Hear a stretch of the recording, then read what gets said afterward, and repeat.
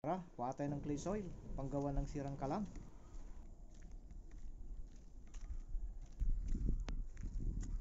Dito kami parating kumukuha ng clay kapag kaayusin yung kalan. Dito lang kasi madaling makahanap ng bahay ng anay sa ibabaw ng dating ritos ng tren. Tsaka malapit lang ba, saglitan lang. Mapuno lang itong dala natin paglagyan, okay na. At kung kulang, di balik tayo. Malapit lang naman. Ang clay na ito ay haluan natin ng ipa o damo. Pampatibay ba? Ayos, nakakuha na rin tayo. Tara na, uwi na. Narating na kami rito sa bahay. Ito yung nakuha naming clay, oh.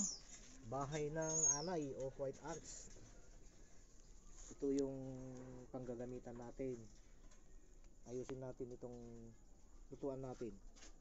Sira na kasi yung ano niya, labasang usok niya, oh.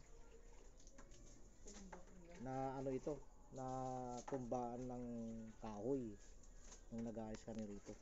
Matibay din ito eh. Kaya lang pagkatama ng kahoy sa simboryo niya, ito dito tumama rito. Malakas ng pagkatama, natumba. Dito tumama. Dito tumama. Kaya nakakabit yun dito. Nadamay. Kaya ito nasira. Ayusin namin ngayon to. Para gagamitin pang luto ba? Paglutuan. Na, guys tayo. Samahan nyo ako.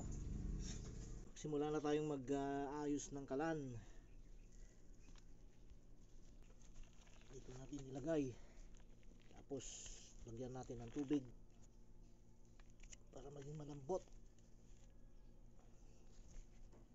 Ito ang pang-ayos natin sa kalan natin. Magkakalog na tayo ng tubig. Ang palambot natin sa lupa na gagamitin natin sa pang-ayos ng kalan. Bibili muna pala tayo ng ipa, ihalo sa clay nang maging matibay ito para hindi magbitag-bitak ang kalan. Gagawa rin pala tayo ng carbonized hole para sa ating mga halaman. Dito na kami sa pagbilian ng ipa.